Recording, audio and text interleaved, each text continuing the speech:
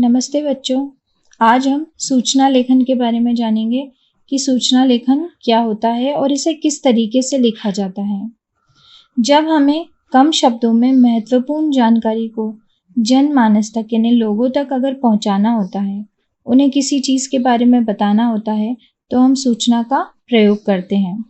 सूचना पत्र इस प्रकार लिखा जाता है कि सारी ज़रूरी सूचनाएं उनको एक ही बार में मिल जाए। आमतौर पर हमने देखा है कि कहीं पर भी किसी भी तरीके की कोई बात बतानी होती है, सार्वजनिक रूप से बतानी होती है, तो उसे एक प्रॉपर प्रारूप में, एक सही प्रारूप में लिखकर लिखा जाता है और लोगों को बता दिया जाता है और ये सूचना के अंतर्गत आता है।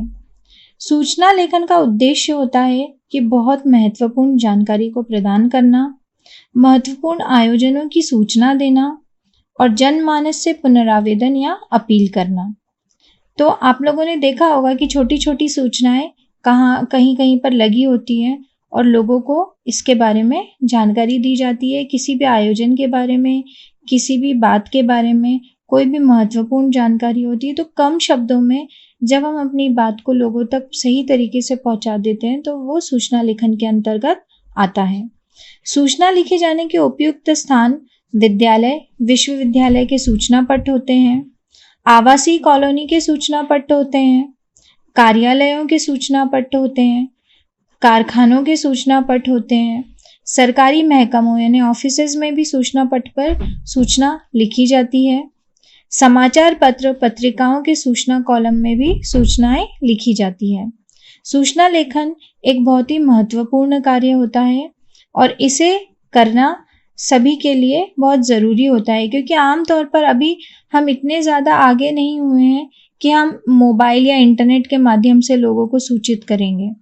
हमें लोगों को सूचना लेखन के माध्यम से महत्वपूर्ण जानकारियों को बताना ही पड़ता है।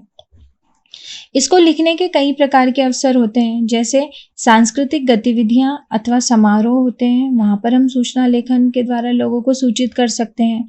खेल व मैच की सूचना दी जा सकती है, पिकनिक या यात्रा की सूचना दी जा सकती है, नाम परिवर्तन की सूचना दी जाती है। सूचनाएं आपने देखा होगा कि समाचार पत्रों में भी प्रकाशित करवाई जाती हैं। सामाजिक समस्याएं या ज्वलंत मुद्दों के लिए भी सूचना लेखन होता है। यदि कोई चीज़ खो गई है, कोई चीज़ को हमने प्राप्त किया है, किसी के तक पहुंचानी है, तो उसके लिए भी सूचना का प्रयोग किया जाता है। हम लोगों ने देखा है कहीं पर कोई याचना की जाती है, अनुरोध किया जाता है, आग्रह किया जाता है, तो उसके लिए भी सूचना दी जाती है।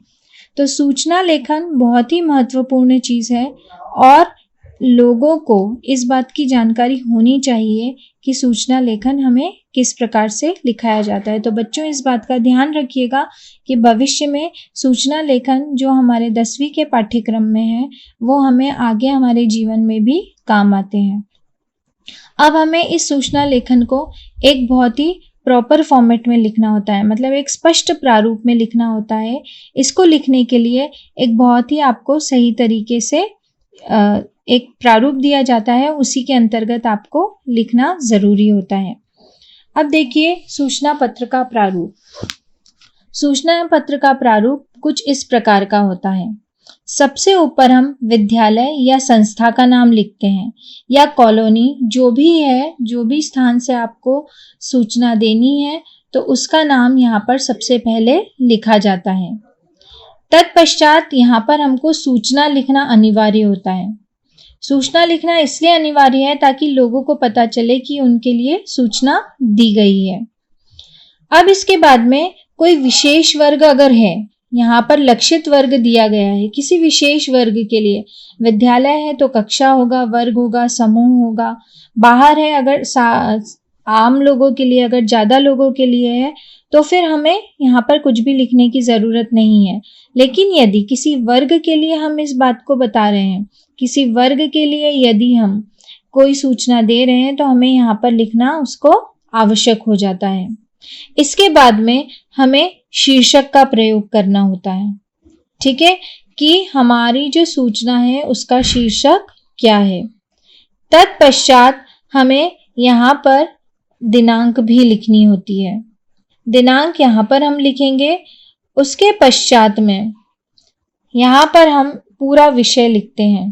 बहुत कम शब्दों में हमें लोगों को सूचित करना है कि किस प्रकार से जो भी चीज़ है, जो भी आयोजन किया जा रहा है, जो भी समस्या है, उसके बारे में यहाँ पर बताया जाता है और कम शब्दों में यहाँ पर आपको विषय लिखना है। इसकी भाषा औपचारिक और व्यवहारिक होनी चाहिए। जब भी हम सूचना लिखते हैं तो इसकी भाषा व्यवहारिक होनी चाहिए, औपचारिक होनी चाहिए। हमें किसी भी प्रकार की कोई और भाषा का प्रयोग नहीं करना है, क्योंकि ये सार्वजनिक होता है और सभी लोग इसे पढ़ते हैं, इसलिए हमें भाषा की शिष्टता का ध्यान रखना चाहिए। इसके पश्चात अंत में हस्ताक्षर होने चाहिए और नाम होना चाहिए। फिर उसके बाद में जारीकर्ता का पदाधिकार, जिसने इस सूचना को जारी किया है, तो उसका जारीकर्ता का पदाधिकार यानी वो किस पद पर है, उसका नाम यहाँ पर होना चाहिए। जब भी हम सूचना लिखेंगे तो हमें याद रखना है कि अगर कोई कार्यक्रम है तो उस कार्यक्रम की अवधि भी लिखनी है, कोई मुख्य अतिथि है तो हमें उनके बारे में भी लिखना है। तो सूचना लेखन जो होता है वो सूचनाओं के लिए होता है, लोगों को सूचित करने के लिए होता है और कम शब्दों में महत्वपूर्ण जानकारी को लोगों तक पहुंचाने का काम सूचना लेखन करता है। तो इसलिए सूचना लेखन लिखते समय हमें भाषा का बहुत ही अधिक ध्यान रखना है। धन्यवाद।